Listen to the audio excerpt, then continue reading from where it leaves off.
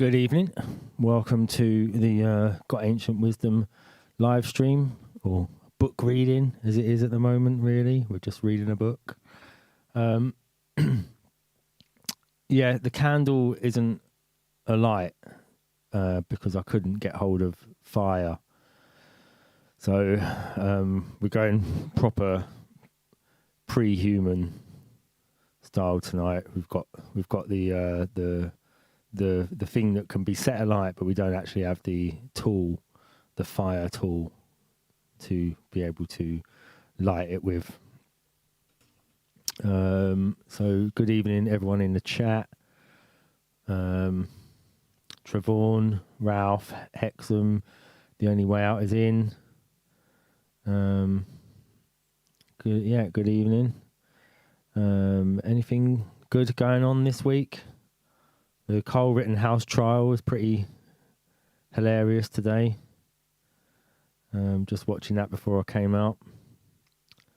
Apart from that, I don't really take much notice of things that are going on. I'm just going to turn myself up. Hold on. That's better. So we're going to just carry on with Total Man, the first book by Stan Gooch. And we're on chapter 12, which is called The Genetic Prisoner. So we're quite near the end of the book. If you look what we've got left. There you go. Not much left. We've actually got through quite a lot of book. So we're going to carry on with that. Let me just try and work out where I was. I think I'd got to the end of last week we were talking about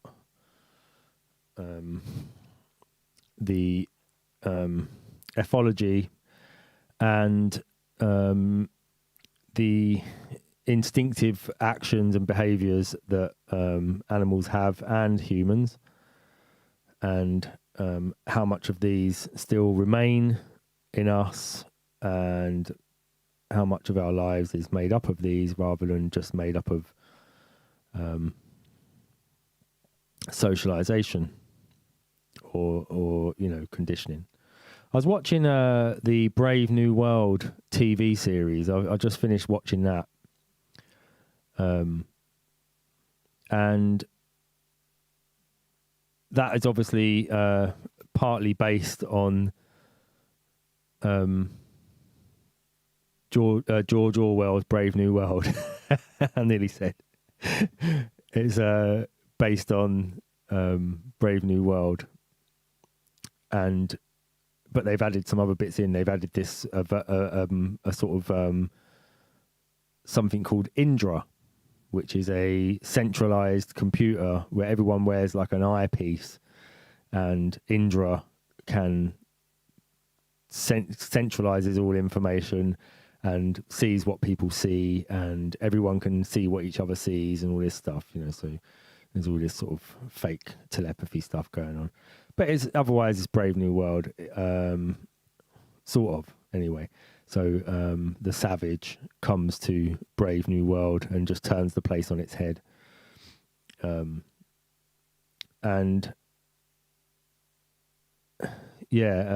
that's all about conditioning, obviously. They believe that everything is about conditioning. So Brave New World is, because you're born in a vat, that you don't really have any instinct, you don't inherit anything from anybody. You're just a sort of blank slate, and that all of your behavior is conditioned. That's how they sort of try and sell Brave New World. But the savage still has his instincts. So it's just your typical, boy meets girl, boy and girl go and meet another boy. Boy turns out to be darker, more earthy, more natural, more feeling based, more instinctive than other boy who's upright citizen of world. Girl falls for savage man. Upright citizen man gets jealous and tries to frame savage man. Savage man ends up destroying all of civilized world, and civilized woman takes over, and savage man becomes embroiled in just a simulation world where he's more happy for some reason. Didn't really get the end. I think they just rushed the ending, and then it just got dropped anyway, the whole series. It was I thought it was good, and I thought it had potential, but the funny thing about the TV series is it was just like real life. So you had the savages were in America, in the Midwest, and they were just normal white people, but obviously a bit more Mad Maxy, a bit more like Mad Max, whereas I think in the original they're like Pueblo Indians or something like that. And then the people in New London were like multi-cult mixture of everything, brown and beige and yellow, loads of women in charge, brown women in charge, and even the computer was a brown woman, and then you had like all the epsilons that were all mainly white people. There's a few proper darkies in there, like a couple of proper Africans in the epsilon groups, but the alphas and the betas were like a mixture of like brown and beige and white, and I think that it was probably a little bit too close to reality. They'd made a program that just was literally reality, or the reality that they're going for. So I think they probably shut it down, just because it wasn't fantasy enough. People would have watched it and thought, yeah, that's now. So it needs something that's like 30 years time, or they need something that was the past. I don't know why they didn't just do a faithful telling of Brave New World, really, with all of the the sort of steampunk technology and all the rest of it. I think that would have been fine. I don't know why they have to. People will probably be more excited to see a sort of, oldie worldy Brave New World than they would. But everything's about messaging now, obviously. So you're trying to like not just make a TV program. You've got to be filling it with all sorts of messages. They can't just make something for the sake of making something fun or something that people might enjoy. It all has to be going somewhere. So anyway, that's my short take on Brave New World. I might do a longer one at some point. But seeing as it's such a nothing program, it might be a waste of time. But it might interest some people. So anyway, we're on part 4 of chapter 12, The Genetic Prisoner. The question which more concerns the present argument is the further psychological, the inner mental states which accompany the release or expression of instinctual behaviour in the individual human being. When a baby smiles at its mother, what does it feel or experience? Perhaps it feels nothing. Perhaps its consciousness is a blank at that moment. Perhaps it is actually preoccupied with something else. The feelings in its stomach, for example, so that it may smile without even being mentally aware that it has smiled. This is perhaps rather unlikely. Nonetheless, it is probably more profitable to consider situations where we do know from our own introspection what mental sensations accompany instinctual responses. Most men can recall occasions in their lives when they were introduced to an attractive girl and found themselves blushing, perhaps even trembling slightly, or perspiring, stammering, or speaking in a strained voice. The inner sensations which accompany this state are a confusion or disturbance of thought, something like disorientation, perhaps even a feeling of panic. One could easily multiply examples of similar situations, but let's be content with this one. There is very good reason to believe that the presence or sight, the shape of a girl whom we find attractive, acts as a releaser in us of sexual desire.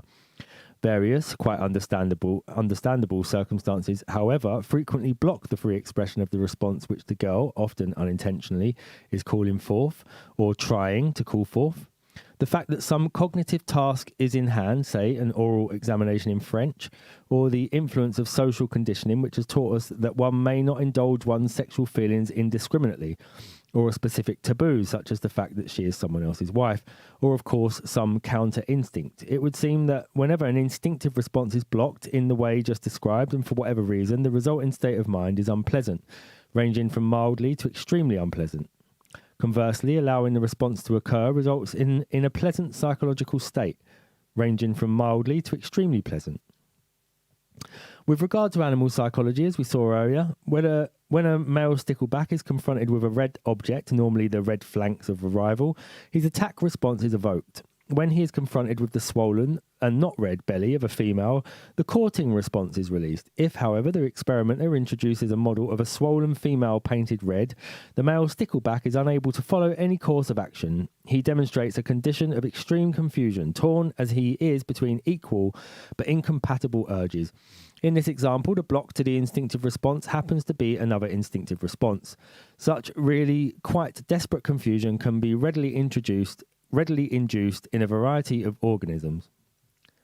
One proposes on the human plane that, for example, the state of being in love, in particular the great pleasure which results from being in love, arises in large measure from the free expression and the psychological experiencing of the many kinds of instinctive response which the partner arouses, and which most women will to some extent arouse, but of course usually frustrate in that particular circumstance. Some part of the joy of being in love may be a psychological bonus which comes with doing the right and natural, i.e. instinctive, thing with the partner, touching and holding and caressing and being held, touched and caressed in return. If, as I am claiming, the indulgence of an instinctive response has mild or strong pleasurable accompaniments, and if conversely the blocking of an instinct produces discomfort or distress, it would follow that when an instinctive response is triggered, all other things being equal, that is, when no blocks to the response are present, the organism will indulge the instinctive urge and, indeed, actively seek to indulge it. We are, however, still more interested in yet another aspect of the mental states which may accompany instinctive responses. As we have shown elsewhere, the human nervous system appears able, in ways that we do not understand, to experience itself sensorily. Primarily, perhaps visually. This is to say, the nervous system experiences itself as pictures or shapes. This is a difficult notion for us to accept, and yet the evidence for the view, which we have exemplified briefly from a consideration of enduring legend, seems, to the present writer, extremely impressive. One now suggests further that in addition to consciously remembered actual examples of releases, i.e. some pretty girl we have seen, a particularly venerable old man, and so on, the nervous system also has a mental picture or record of the physiological substructure, the basic model or archetype involved in the arousing-releasing process. These pictures are, in fact, one proposes, the Jungian archetypes. Jung's own precise view of the archetype will be mentioned later. For present purposes, and this does not violate the Jungian position, an archetype is, say, the essence of woman as far as a particular individual is concerned. His type, as in the phrase, she's my type, the picture of woman, which most precisely fits the releaser pattern lodged somewhere in that individual's cortex or subcortex. There is a large number of these archetypes. A precise number would be difficult, if not impossible, to arrive at, because it is not easy to discern whether a particular figure or stereotype in a society is merely an accidental figure, meaning one that has arisen purely out of external and not inherited reality, or is conversely a somewhat modernized version of an actually very ancient and genetically, physiologically based releaser or inhibitor, as under discussion at the moment. In other words, one would probably not be prepared to argue that bus conductors or postmen are archetypes, although they just might be. But what of the policeman, the guardian? Is he simply a product or factotum of our modern society, or does he have a marked archetypal undertone? Primates and other animals, of course, do set up sentinels to keep watch while others are feeding. Other figures, such as kings, mighty warriors, earth mothers, golden youths, fairest of fair maidens, witches, and so on, are more readily identified as archetypes. What are the indicators? One possible index is the frequency of occurrence and the role played by these figures in legend, and later as the modern stereotypes of literature. The latter point is taken up again below. Jung has written extensively on archetypes, and the concept is indeed his original formulation, as is the term itself. They were the universal images he found in the legends, literature, paintings, and dreams of many different races.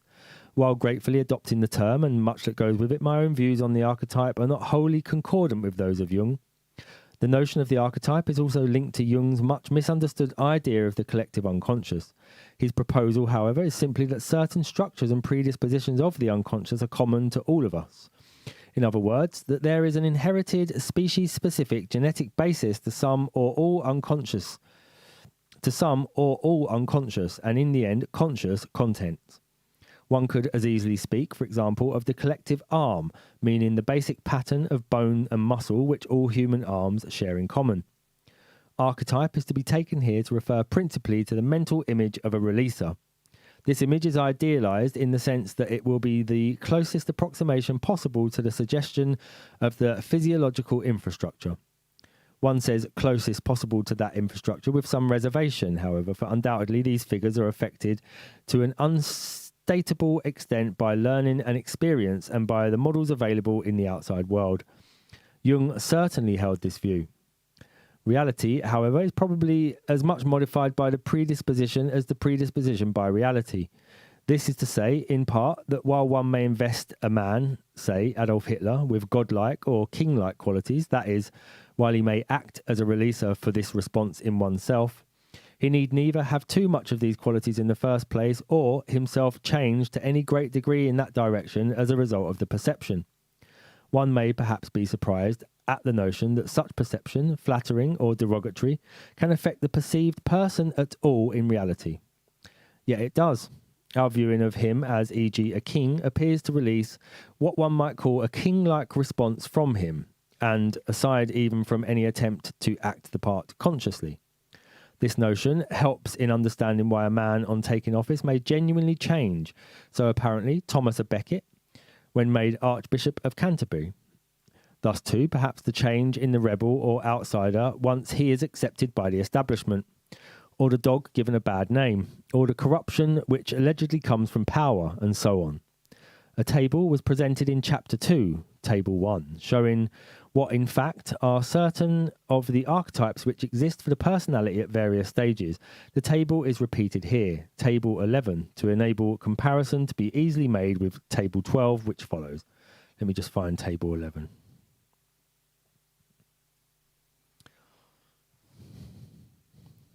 So this was the table that shows the different archetypes and how they're perceived by men and women, and non-sexual men, non-sexual women, and sexual men, sexual women, as they're perceived by pregenital females, pregenital males, postgenital females, and postgenital males. So, for example, we have the non-sexual male is perceived by the pregenital female as the male fairy or the fairy king. And then the sexual male, the adult, is perceived by the pregenital female as a dwarf or a giant.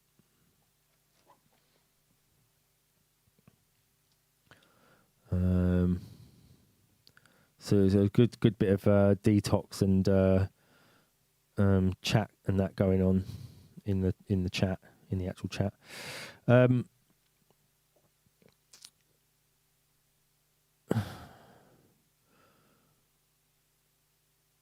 Several points are to be noted. First, that the power of the figures of the earlier table as living archetypes is very much diminished in our society. Let me just put a full screen, actually. I've got the full screen slides. Let me just put them up so that you can see the actual slides, because they're quite small. There you go.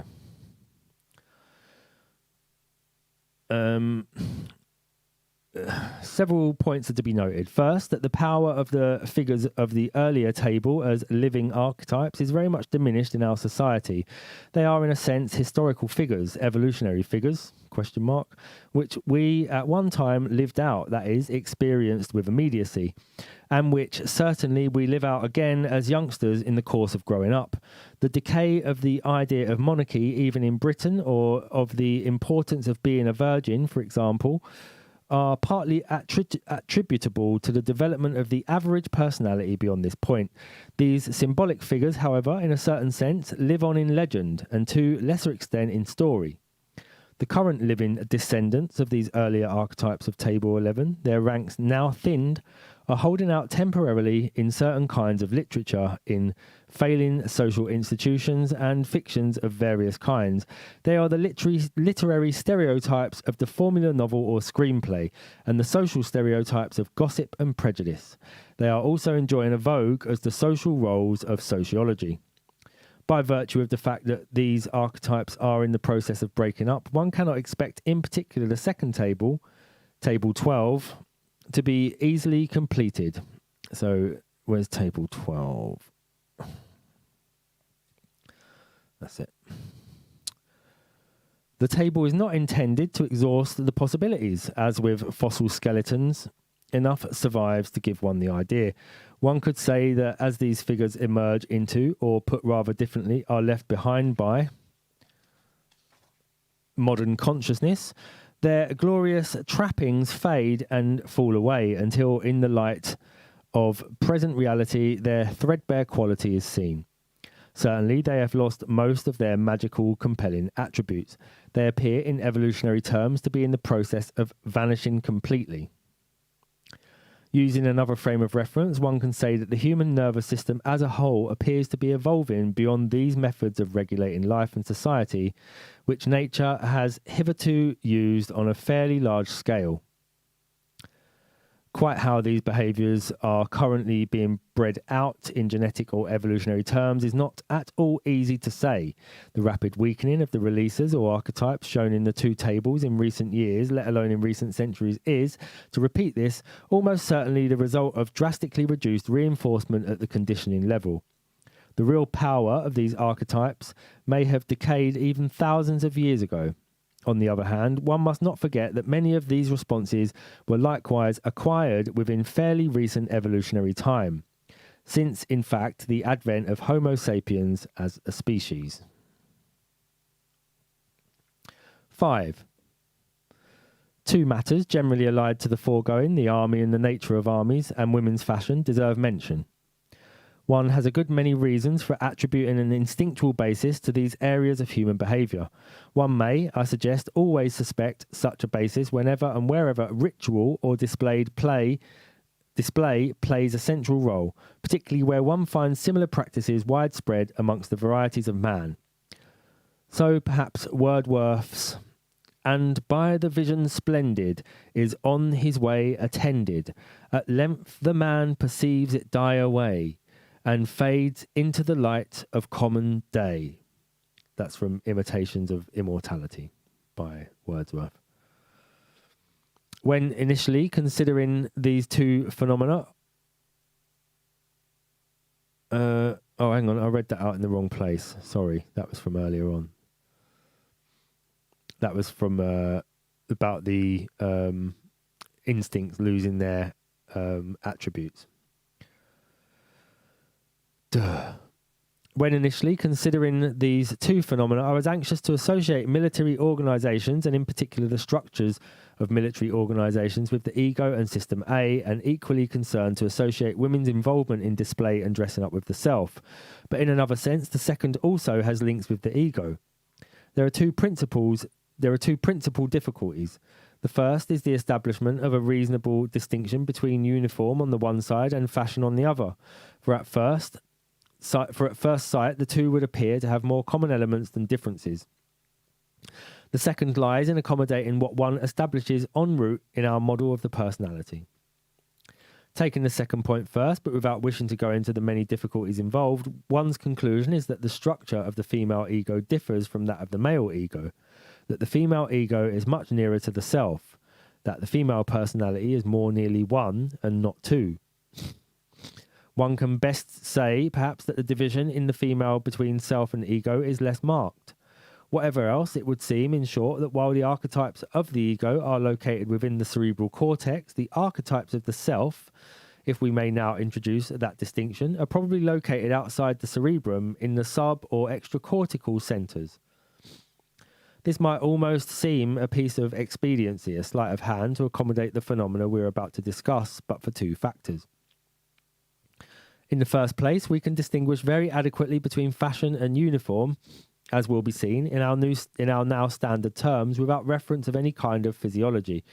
But second, and more importantly, the experimental surgical work summarised by Morgan and Stella and quoted earlier does give us every justification, as far as it goes, for believing that instinctual behaviour in the male is primarily triggered in the cortex, but in the female is cited primarily elsewhere. The situation described with the archetypal sites of the female personality located more within System B is shown schematically towards the end of this section in Figure 27. The similarities between fashions in clothes and the wearing of uniforms are many and obvious. Both are for purposes of display. In both situations, the functional use of the clothing is secondary or only equal to its non-functional aspects, and so on and so on. What one notes first about fashion, however, is that it is ever-changing, while uniforms, although they do change over long periods, nevertheless resist change. There is almost always indignation and lamenting when a decision is taken to alter the form of a hat or other feature of a uniform. How much worse when it is decided to reduce the appointment of or actually disband a regiment. Indignation turns to rage and nostalgia to grief. One might say that with fashion, the form changes continually, although the content, the motivation, is constant. With uniform, as the word itself strongly suggests, the form is constant. As for the content here, we may seriously doubt that there is any. While too, it is agreed that both fashion and uniform have display functions, it would not be difficult to establish that the main purpose of fashion is to attract, is in origin sexual, while one of the purposes of the military uniform is to overawe and to frighten. It is essentially aggressive. Lastly, although with both uniforms and fashions, some kind of group identification is established, in the case of the uniform, one has essentially difference within unity. In the case of fashion, unity within difference. That is to say, taking these in reverse order, in fashion one has the submergence of the individual, a typical System B phenomenon, while with the uniform, despite that term, individual differences are accentuated in many ways, the more so as one looks away from the basic soldier. Even then, of course, the basic soldier of any regiment has features which distinguish him from the basic soldier of any other regiment. Among the means by which individuality is asserted within the encompassing unity of the armed forces, there are actual designated ranks and titles, a great many, regimental insignia, plus further insignia or flashes for smaller units within these larger units, regimental mascots and specific traditions, service stripes as opposed to rank stripes, medals for individual acts of bravery and campaign ribbons, and for officers the dress uniform. This is the army of today. In the medieval and pre-medieval army, however, one saw still a wider range of crests, shield designs, personal trappings, and individual armour. Other links of the army of System A, and in particular with the instinctual archetypal behaviours which characterise so many animal varieties, are the rituals of parade ground and battle, the forming and unforming, the giving and obeying of frequently pointless orders, whose delivery and acceptance are accompanied by further ritualised movements, saluting, stamping, turning, and so on. This mindless charade, certainly meaningless and wholly dispensable in times of peace, whatever its uses may be in war, survives peace because it is an end to itself. It is its own reward. There is in this notion of an action being its own reward here a further clear parallel with the ritually instinctive behaviours of animals. Acts which in earlier evolutionary stages were a single simple action became, for a variety of reasons which we need not examine, drawn out composite acts. One instance of this is the stalking and eventual killing of a living prey and the carrying of the prey to a place of safety before actually eating it, contrasted, say, with the gathering and eating of berries in one continuous movement. Sexual and other activities provide further instances of such behavioural chains. When this lengthening process occurred, parts of the composite act became to some extent and sometimes completely independent of the preceding or following section. The performance of the sub-action became then its own reward, a goal in itself, regardless of its original connecting purpose in the chain of behaviour leading to the end act, eating, sexual intercourse, or whatever. Therefore, a cat enjoys playing with a mouse as such. This activity is self-rewarding. Quite often the cat, especially a well-fed one, does not finish by eating the mouse or even killing it. Eating, nonetheless, was the original purpose of the exercise and the original reason why the cat plays with, actually hunts over and over again the mouse. A Fremen on the Sand has joined us. I'm told that Roman legionnaires would adorn their armour with fetishes, which is a fancy term for talismans. That is interesting, yeah.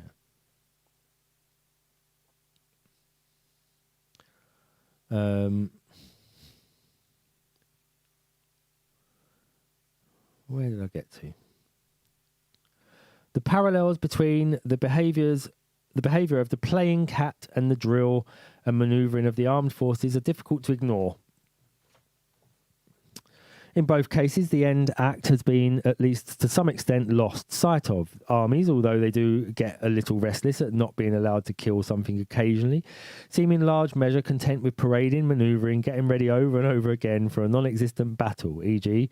by the daily re-cleaning of weapons which are not dirty. A similar emancipation from its original goal is seen with fashion, a further link between these behaviours. Whereas fashion would appear to have its origins in a desire to attract a male and cause him to mate with the female, this is no longer, in general, its main purpose. Unfortunately for women, the male continues to react to the sight of cleavage, emphasised buttocks or exposed thighs as if they were invitations to go to bed. When one says the military behaviour is instinctive or somehow inherited, what precisely does one mean?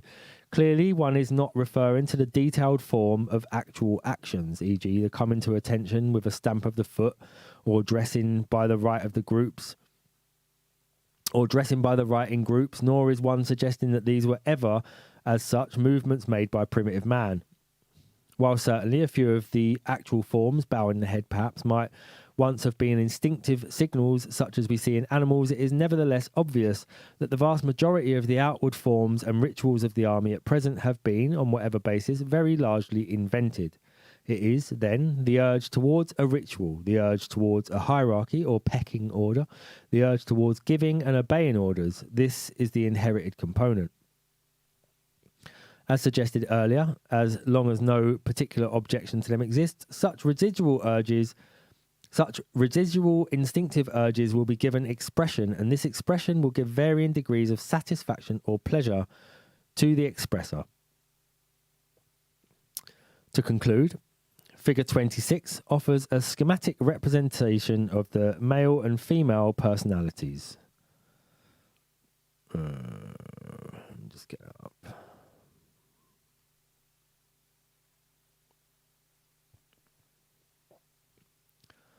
Incorporating the suggestions of this chapter, the significant differences between the two personalities is seen to lie in the positioning of the archetypal content, closer to System A in the male and to System B in the female. In the male personality, at least, they may be thought of as a kind of shield or no man's land between waking consciousness and the unconscious. So perhaps Jung's psychology is a psychology of consciousness. Female fashion display is linked, despite but not instead of what was said earlier, to the female ego, which is, however, in some sense itself situated in physiological areas which, in the male, are the province of the self. The essential female self, the mother, the nun, is much less concerned with this behaviour, so perhaps the plain, figure-hiding nun's habit, the black dress of the married woman in the Mediterranean, and so on. The uniformless revolutionary army is rather an expression of the male self. Revolutionary armies do, of course, have more relatively undistinguished uniformity. Interestingly, though, this in turn is subject to the dictates of something which looks remarkably like fashion. Once it was a red cockade, now it is an unkempt full beard and an old army shirt open at the neck, with the sleeves rolled up. unless, of course, you happen to be Chinese. In psychological terms, the archetypal cerebral cortex, or subcortex as the case may be, is a kind of twilight zone between the new conscious and old unconscious parts of the personality. To an extent, it seems available to both major systems. Jung saw these areas and their contents as belonging to the unconscious and looked for archetypal figures and archetypal situations in dreams. Freud saw the area as one of consciousness and wanted nothing of it in psychoanalysis. One suggests in passing that Jung's psychology is unconscious when applied to women, Freud's when applied to men. One would look, perhaps by way of verification of this opinion, for more recognisably Jungian figures in the dreams of women than in the dreams of men. Nonetheless, I must in any case reserve the right to speak both of the archetypes of the ego and the archetypes of the self, both of which are present in both the male and the female, but with a respective sex-linked dominance. So we have figure 26, the schematic of male and female personality.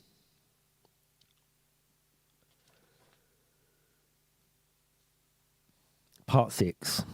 It was promised in an earlier chapter that a comment would be made in a more appropriate setting on the significance of the enlarged lower mandible and jutting chin of Cro-Magnon and the Neanthropics. A good band name. One's first thought is perhaps that the larger jaw of the Neanthropic somehow came along with the switch from the vegetarianism of the primates to the carnivorous habits of man. On reflection, this view is seen to be mistaken, at least in the literal sense implied. For the last thing a true carnivore needs, if one thinks about it, is a projecting chin. A comparison of an ape and a human jaw, figure 27, shows just how uncarnivorous modern man's lower face in fact is. The actual mouth has become smaller as the lower jaw has grown bigger. A more promising avenue of inquiry is the relation of the jaw to the mode of eating. Man chews his food. True carnivores do not chew but bolt their food. Any chewing they do is to detach pieces of meat from a larger piece and to some extent to render these swallowable. Man, on the other hand, thoroughly chews and cooks meat in order to help his stomach cope with it. His saliva is a powerful digesting agent, whereas that of a dog is not. While accepting the foregoing, I have a further suggestion. First, I'm impressed by the occurrence, especially in the Western, of the detective and modern adventure story of such phrases as, "I like the set of your jaw, stranger," "his jaw hardened," "he stuck out his chin aggressively," and so on. The hero, the sheriff or outlaw, it matters not which, is frequently lantern-jawed.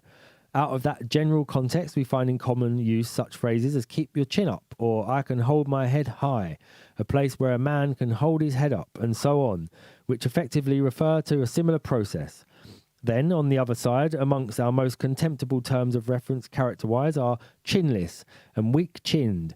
A number of further phrases attest our contempt for the lowered head generally, running your head against a brick wall, to go at it like a boar at a gate. Even something of a phrase like a hangdog expression, though here the dimensions of despair intrude. Why should there be all this fuss about what is essentially a rather unimportant organ? Not to make too long a story of this, I believe that the enlarged jaw of the Neanthropics was, whatever else, a variety-specific sign stimulus having signal, i.e. releasers and inhibitor functions in ritualized combat between members of that variety. I believe that the Paleoanthropics on the other hand, employed the lowered head, the symbolic charge, if necessary, followed by an actual one. When man first ceased to be just another primate and took amongst other things to hunting, numerous changes followed in others of his behaviour. Desmond Morris has cogently argued some of the resultant changes in his sexual activities. We are more concerned here, however, with the evolution of aggression and aggressive behaviours. For a large number of reasons, which we need not examine, evolving man, at any rate some evolving men, began to fight on a scale and with a determination lacking in other primates. We are at the moment interested particularly in the period between the initial separation of man from the original ape stock and his development of reasonable powers of speech. For with the development of speech and the parallel taking conscious charge of one's own destiny, the sign-stimulus behaviour so common and so successful in vertebrates begins to become redundant. So, We can assume in general that new sign stimulus behavior does not arise in man after the acquisition of speech. An exception to this general rule, however, would need to be the suggested heightened instinctive revulsion which the variety of Cro-Magnon acquired to the variety classic Neanderthal some 35,000 years ago, during the period after becoming a hunting, fighting primate and before the emergence of speech. The neanthropic jaw perhaps developed. What we see by way of its effects today and what we are discussing now is the smallest residue only of a once possibly extremely specific and powerful instinctive behavior. Yeah, so characters like Desperate Dan from the Beano. Desperate Dan had a massive chin, and also, as I pointed out in a video last year, Batman. So and a lot of superheroes is that they have a mask that covers up every part of their face except their chin. So they have so the chin is a powerful releaser of instincts. Yeah, that's why Batman is, all dark, nothing matters except for the chin. And that's how you know he means it. He's really, he's good at his job. He's a hard man. He's got a good chin.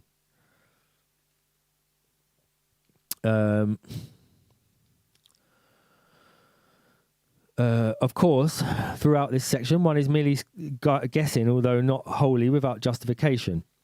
Variety-specific behavior differences, such as we are now proposing, are, however, exactly the kind of additional evidence which would support the zoological view, based solely on anatomy, of two main varieties of man, the paleoanthropic and the neanthropic, branching away from each other a considerable time ago, some millions of years ago, from a common parent stock.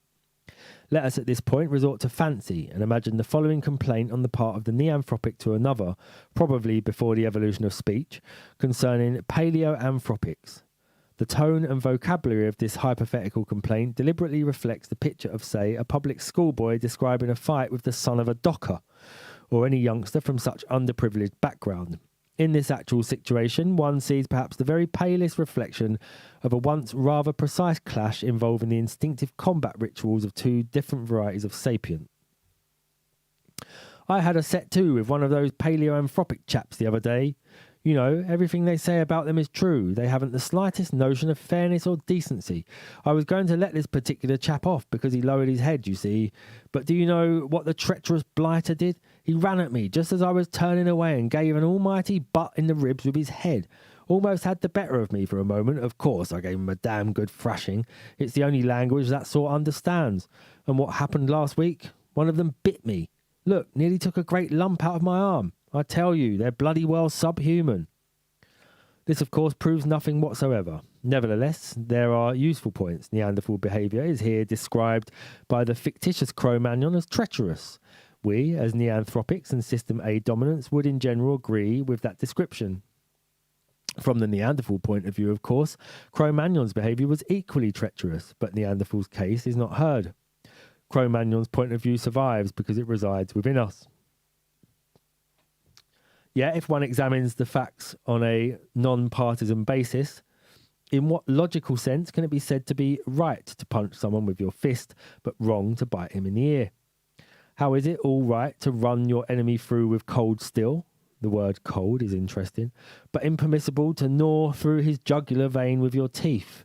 It is all complete rubbish, a transparent rationalization from a sane and detached point of view. Yet our society persists in this context in calling civilized what is merely ritualized or stylized. It is high time this particular doublethink was advertised. I have said that whatever ritual or display plays a central role, instinct-based behavior may be suspected. This holds then also for religion. Bowing the head, whether it be before a superior opponent, before the king, or before God Almighty, is an act of submission from the ego. One still remains facing the other party. In the Black Mass, however, the congregant presents his buttocks to the priest or devil. This is an act of submission by the self. It is, both symbolically and literally, an invitation to sexual intercourse. One plays here the female to the male. This interpretation of a contest between two males This interpretation is confirmed by the fact that amongst some primates, the loser of a contest between two males will present his buttocks to the victor. The victor will sometimes then mount the vanquished and go through the motions of symbolic sexual intercourse. A final word on the subject of cannibalism.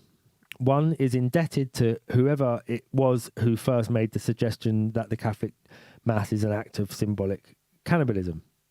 We note further that Dionysian and Bacchic orgies frequently included the actual eating of human flesh.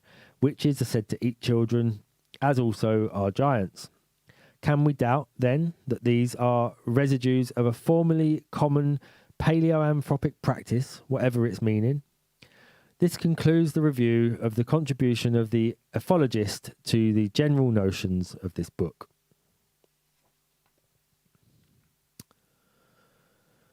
Yeah, so... Oh, sorry, yes. That was the end of chapter 12. So I'm going to save chapter 13 for next week. Fremen on the Sand. Yeah, you're right. I did know that as I was saying it. I knew it was the dandy. That's why it's called Desperate Dan. And I just carried on steamrolling through. And Dennis the Menace was on the front page of the Beano. Yes, that's right. The only way out is in. Really girly fighting isn't punchy. It's scratchy, pinchy and bitey. I remember the 80s, the violent girls were all punchy, kicky, and they were slagged off for being all butch. It was scary to us. Yeah, that's true. Yeah, girls that actually do punches and kicks. That was in back then. That was very, they was like, oh no, that's like a tough girl or butch girl. And they probably did turn out to actually be butch girls. Or butch lesbians. So that was that's a very interesting chapter on ethology. It's worth looking into ethology if you've never heard of it. There's some there's lots of ethological experiments you would have heard of that you probably didn't realize was part of ethology. You might have just thought it was part of psychology or something like that.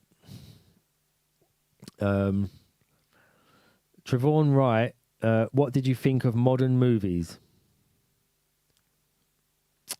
What do you mean? What did I think of modern movies? Does anyone else understand that? Could you elaborate, please, Trevor?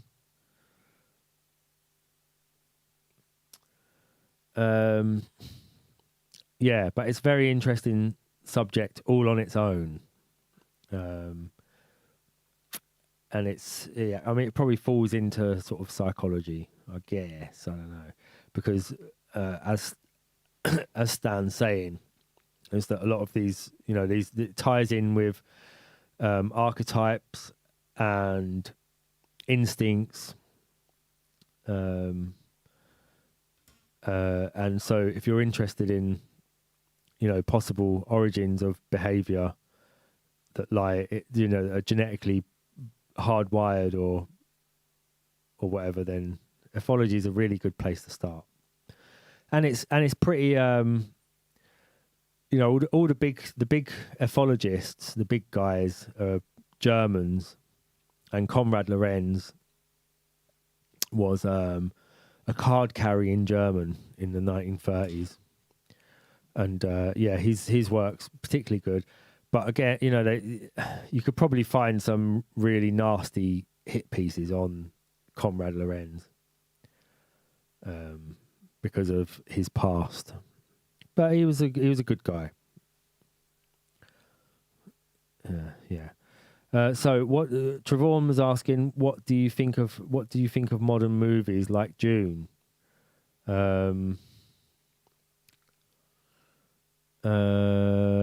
Yeah, as I was saying earlier about TV shows, that because of the amount of messaging you have to get into something, it's hard to enjoy a modern film. because there's just so much messaging in films. So you sort of feel like you're being bashed over the head the whole time, all the way through it. And only for some of us, you know, some people can still enjoy all these modern media, but for me, I find it hard to actually enjoy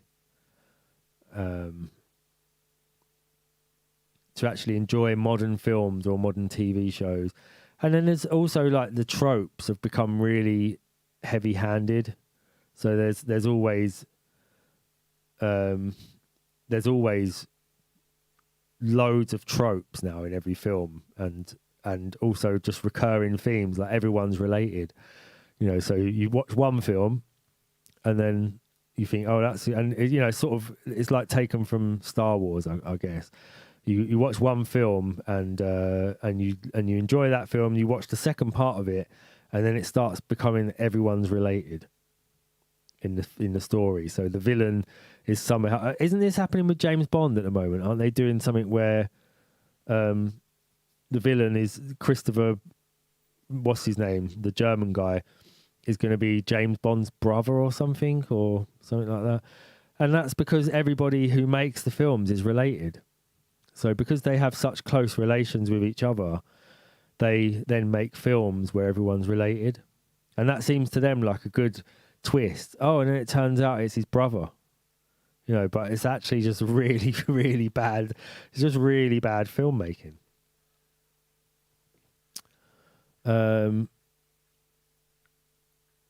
Ralph Hexham watched a Black Pigeon Speaks video today. He was saying we are a species with amnesia, have forgotten why we have instincts, etc. Yeah, he might be out. He might be. I don't mind Black Pigeon Speaks, actually. He went through a phase of just being, I suppose, like he went through a phase of like trying to like cut off all of the people that he didn't like following him. And then Fremen on the Sand. I was reading the comments in a Jungle Techno YouTube upload, and someone there did a really good essay at the end of the future. Ties into how hope is lost now, whereas in the 90s there was a sense. I read that. Yeah, I read that you. I think you posted it again, didn't you? So I saw that. Yeah, that was good. I thought it was just like a quote from some sort of Uncle Ted essay or something. The only way out is in has just said cheesy. I presume you're talking about films. And Ralph Hexham, Alec Baldwin doesn't like his relatives. I didn't know that. But it's not just it's the script writers and the producers and the people within Hollywood that are all related. You know, they're all closely related. They're all like cousins and all these sorts of things. That's why to them a story where somebody there, you know, when you get to the end and you're like, well, what can we do? What's the twist? And like, well, how about they're related? To them, that seems like a really good story. You know, just like, yeah, that makes sense that they would be related. Your other part of Only Way Out is In's message didn't get posted, so you just said cheesy. But I think I got your message. I got what you're trying to say. Probably, I'm presuming you're talking about films or about modern film making or something like that, or modern writing, film writing. But yeah, you don't get any real original stories anymore. Just because they have all these tropes. I used to sort of write them down as I saw them, so that I could, you know, make a big long list of TV shows and films that were using all the same tropes. But after a while, you get so bored with doing it because they're all just doing it. Like the big one was the countdown timer episode. You know, you always see a TV episode where there's some sort of timer going, where they're running out of air, or they've got to defuse a bomb. And then the TV show 24 started, and there's literally a whole TV show about a countdown timer, and it ran for like eight series. 24 episodes each series, and the whole thing was a countdown timer. And within that, they still had some episodes that were a countdown timer. So it's just hack. It's just bad, bad writing, running out of ideas, and then or is it? I don't know. They always had these ideas like that. Always had these boring ideas, but you don't get any good films where, it's usually a good ending. Usually somebody gets what they want at the end. Even if they put a twist in it, it's still like in the end they get what they want.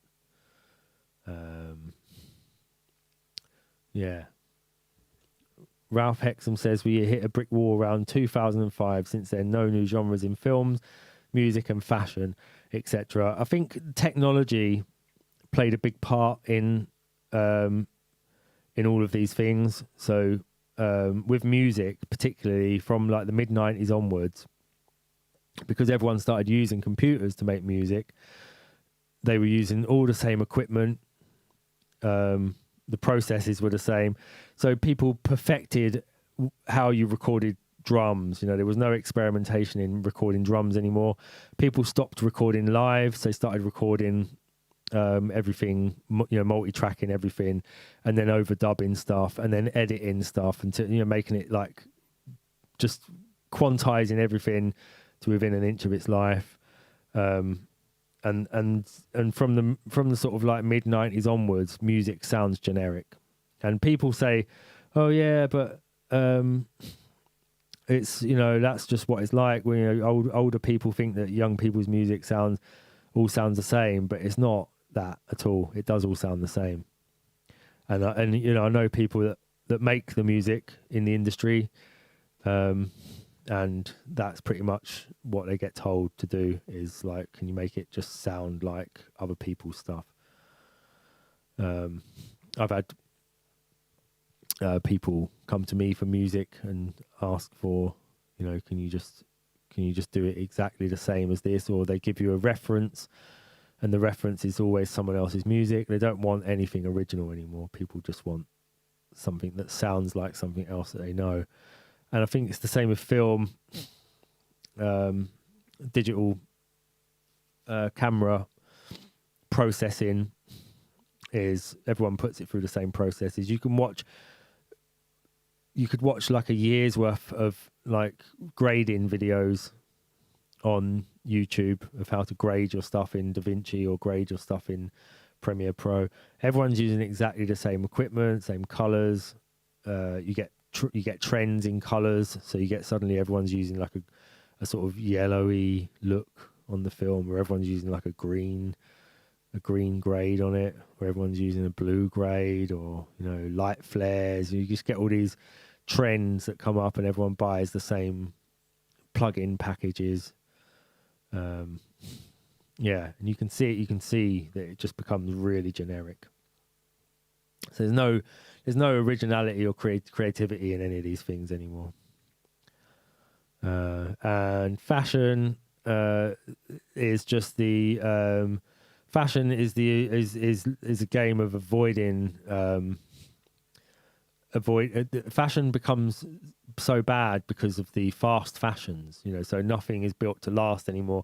People used to buy an overcoat that lasted 20 years, and now they just buy an overcoat for one season. Yeah,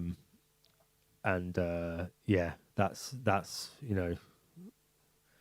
commodification of clothing by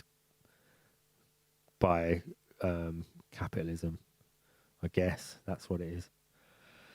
The only way out is in. PC culture paralyzes the feminine creative flow. Yes, it does, because it becomes more ego driven, and therefore it's just more system A in general. And it becomes like a psychopathic or psychotic, I suppose. PC culture drives everyone in towards psychopathy, towards viewing people in a certain way, or not viewing people as people, but viewing people as commodities and markets and all these sorts of things. The only way out is in. Being being originally creative and carrying on from what has been in an evolutionary way means aligning with the truth, not a stupid narrative that some cultural Marxist prat has dictated. Yep. Yeah, that's another thing, is that to be creative, you have to be that. Being creative is not being able to use tools really well. That's not really what creative is. There's a whole, I've got a whole thing in my head about this, is that there is ways to grade art. There is an objective reality to art, and most people don't understand it. Being able to use tools is not artistic. That's just technical, and that's what the word craft or technique or techne is the ability to be able to wield a tool or use a tool or a technique. And so you find things like needlecraft or witchcraft or, craft. Craft in the past meant the ability to be able to, you've mastered the use of tools or the use of a technique to be able to achieve an end. And so that's what filmmaking and music has become. People have become, they just do craft. It's just song craft. There's a way of crafting a song. So you can make a number one song. There's been books written about how to make number one songs. So you can just learn how to do it. That's not artistic. Artistic is it's something else. It's not craft. It's not learning. You can learn how to paint, but you can't learn to be artistic. You can learn how to play a violin, but you can't learn how to write, how to create a piece of beautiful music that moves people. You can do it by numbers. You can do something that's going to sell a lot of copies, but it's not going to really change the world or change the way people see the world, which is what real art does. Ralph Hexham, PC has stopped people being experimental. Yes, definitely. You need to be able to experiment with language. You need to be able to experiment with views and opinions and ideas, and sometimes those things touch on the profane, or and that's just the way that it was in the past, is that your art you have to be, listen, the cutting edge of freedom is art. In order to be an artist and to have artists, you have to have freedom. So you can't have art without freedom. And it doesn't matter what you think of Jackson Pollock or the shittiest, most degenerate art in the world. You still can only have those things when you have some an element of freedom, because people need to be free to express themselves. And good art will always come out anyway, as long as it's not being promoted just by the CIA. But good art will always find a way out. And if it doesn't, then that doesn't mean that it wasn't good art. It just means that you've got all your art is being controlled by a small elite that promote each other all the time, and so your art didn't get seen because they was too busy promoting the shit that their cousin makes. The only way out is in, who I know loves art. Artists got self-conscious and too concerned with getting stuff on SoundCloud or Bandcamp before it's really honed. Yeah, do you remember that? Do you remember back when MySpace first came about and they asked everyone they asked you to give your music 3 genres? So they said you had to give it 3 different genres. So they started telling you that in order to be able to submit your art to their website, you had to categorize so you had to pigeonhole yourself in order to submit your art. So that's like where the internet played a bad part in trying to make your art into something that they could create an algorithm around, or something that they could then, taxonomify or whatever, taxonomy, yeah.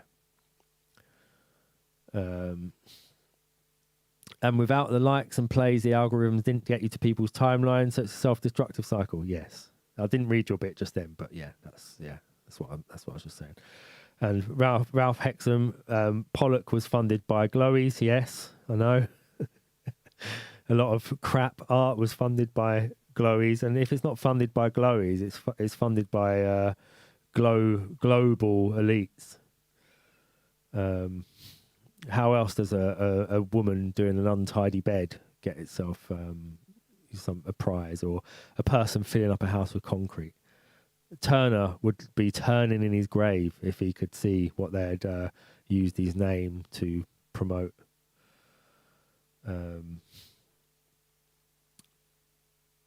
Yes, so the only way out is in genres. Self-selling was frowned upon before MySpace. It was, yeah. MySpace felt like fucking selling your soul, just putting your music up there.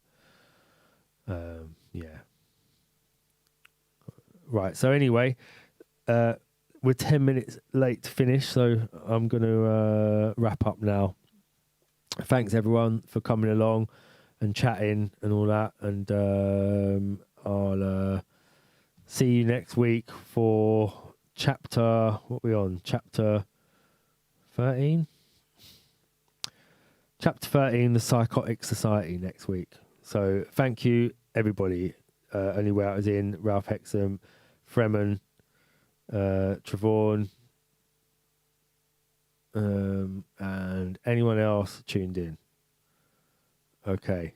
Goodbye then. Bye-bye.